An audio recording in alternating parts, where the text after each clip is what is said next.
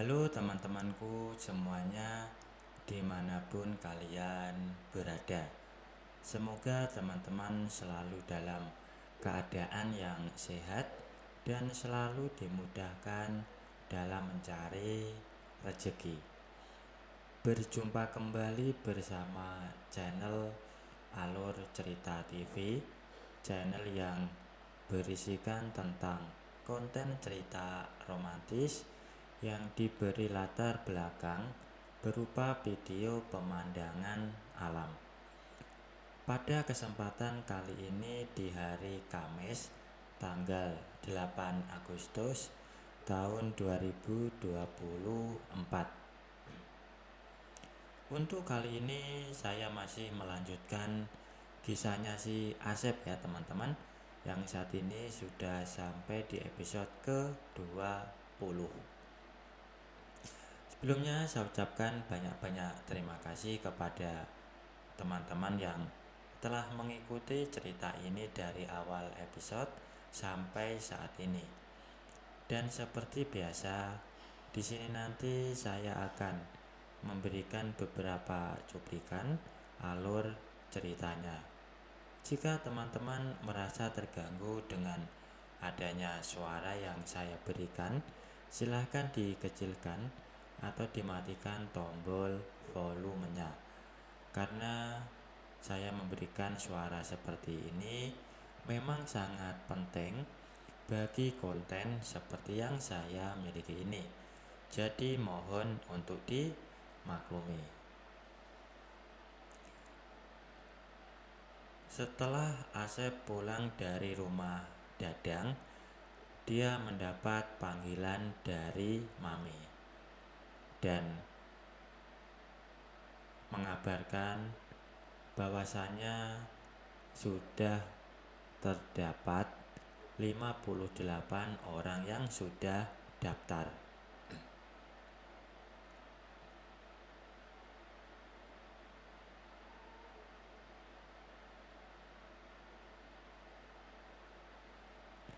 Dan sebelum menutup teleponnya, Mami mengingatkan Asep agar selama 4 bulan itu dia harus tetap diperiksa di laboratorium sebulan sekali, agar ketahuan masih bersih atau tidaknya diri Asep. Karena semua wanita yang sudah daftar minta keterangan kesehatan Asep. Dan setiap kali mendapat surat hasil pemeriksaan dari laboratorium, Asep harus menyerahkan surat itu kepada Mami, lalu akan mengkopinya untuk dibagikan kepada 58 wanita itu.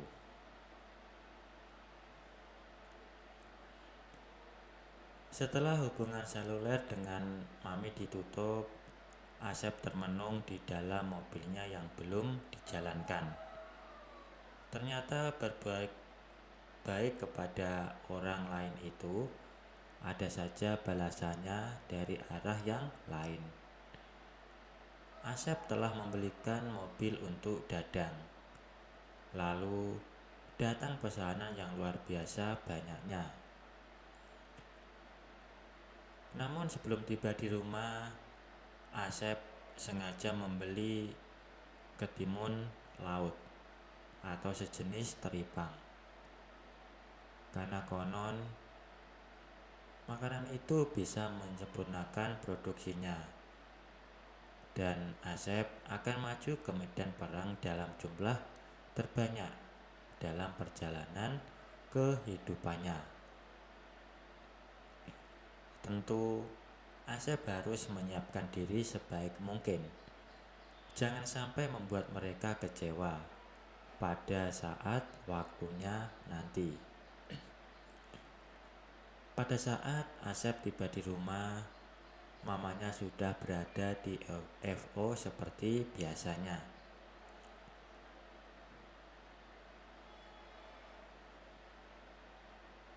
Asep sudah mandi di rumah Dadang. Karena itu, dia hanya mau mengenakan baju resmi karena akan ke hotel. Ketika sedang memasang dasi, Tiba-tiba handphonenya berdering. Ternyata itu panggilan dari Dadang.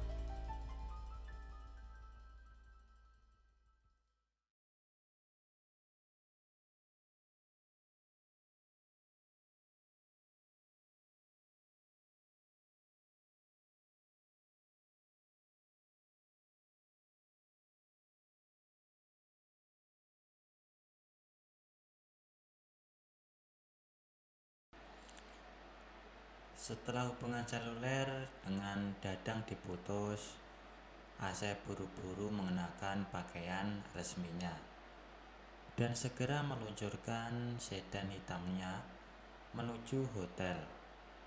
Sebenarnya setiap kali berada di hotel, Asep lebih banyak membaca koran karena pekerjaannya memang tidak banyak. Ia malah sedang rajin-rajinnya membaca iklan di koran lokal karena Asep sedang membutuhkan bangunan atau lahan kosong yang letaknya strategis untuk dijadikan cabang FO-nya. Akhirnya pagi itu Asep menemukan iklan yang dicari. Iklan yang akan menjual sebidang tanah seluas 5.000 meter persegi di dekat pusat kota. Lalu Asep mencoba untuk menghubungi pemiliknya lewat ponsel.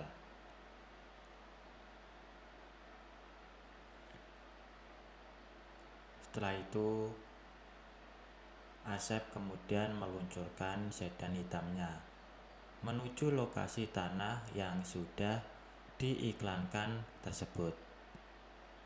Dan setibanya di lokasi, Asep merasa cocok dengan tanah yang mau dijual oleh pemiliknya itu.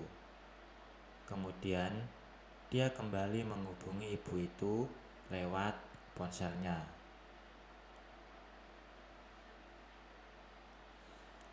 Namun ibu itu menyuruh Asep untuk datang ke rumahnya biar bisa negosiasi soal harganya. Kemudian Asep menjalankan sedan hitamnya menuju alamat yang sudah diterima di WA-nya. Ternyata alamat yang dituju itu sebuah rumah jadul, tapi masih berdiri kokoh dan megah. Mungkin pemilik rumah itu tajir, tapi pandangannya belum modern, sehingga mempertahankan bentuk rumahnya yang bergaya zaman kolonial Belanda. Begitu mobilnya berhenti di dekat teras depan rumah antik itu, seorang wanita setengah baya menyambut Asep di ambang pintu depan rumahnya. Asep pun turun dari sedan hitamnya dan melangkah ke arah wanita berhijab, tapi mengenakan celana panjang satin berwarna hitam dan kemeja wanita berwarna abu-abu. Kemudian ibu itu menyuruh Asep untuk masuk ke dalam. Ketika Asep memperhatikan wajah wanita setengah baya itu, dia terkejut dan ingin mengatakan sesuatu. Tapi Asep melangkah masuk ke ruang tamu sambil memperhatikan lagi wajah wanita itu secara diam-diam. Sambil berjabat tangan di ruang tamu, Asep membuka pembicaraan dan bertanya kepada wanita itu, apakah wanita itu Bimita. Dan wanita itu terkejut. Kemudian Asep mengatakan bahwasanya dia adalah anak dari Jaja. Dan Jaja ini adalah kakak dari Bimita itu sendiri.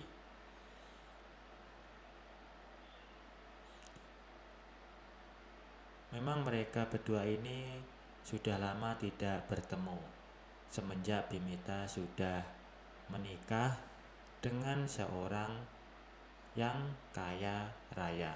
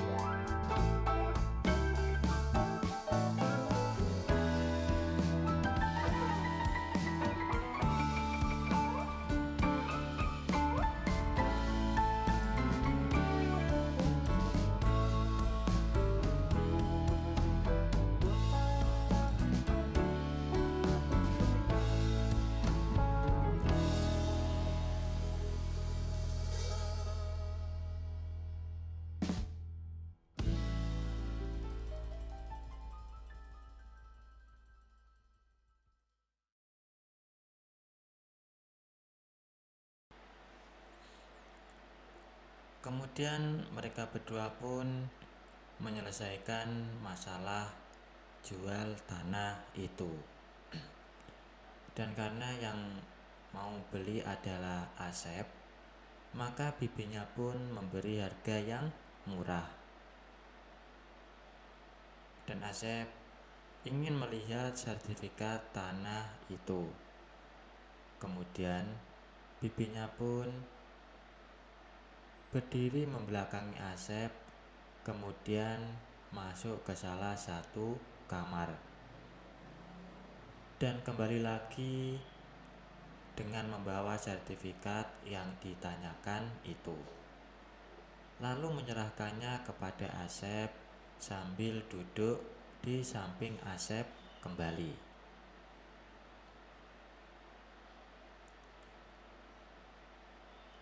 Kemudian Asep mengeluarkan buku cash cek dari dalam tas kerjanya dan dia tulis nominal yang sesuai dengan penawaran Bimita tadi. Dan di atas lembar cek itu, kemudian cek itu diberikan kepada Bimita sambil mengatakan untuk mencairkan isi cek tersebut hari itu juga, atau mungkin mau dialihkan ke buku rekening bibinya. Kemudian bibinya pun izin untuk ke kantor cabang sebentar karena jaraknya dekat sekali, cuma terhalang 3 rumah dari rumah bibinya tersebut. Asep tersenyum sendiri di ruang tamu rumah jadul itu sambil membayangkan apa yang akan terjadi setelah Bimita pulang dari kantor cabang bank itu. Dan hanya belasan menit Bimita meninggalkan Asep sendirian di ruang tamu rumah antik alias jadul itu. Lalu Bimita muncul di ambang pintu dengan wajah ceria. Baik teman-teman, mungkin cukup sampai di sini dulu untuk cuplikan cerita yang bisa saya berikan ya. Kalau ada salah pengucapan maupun penulisan, saya minta maaf yang sebesar-besarnya. Semoga teman-teman dapat terhibur dengan cerita yang kali ini saya sajikan, dan nantikan kelanjutan ceritanya hanya di lain kesempatan. Saya ucapkan selamat beraktivitas ya, dan terima kasih.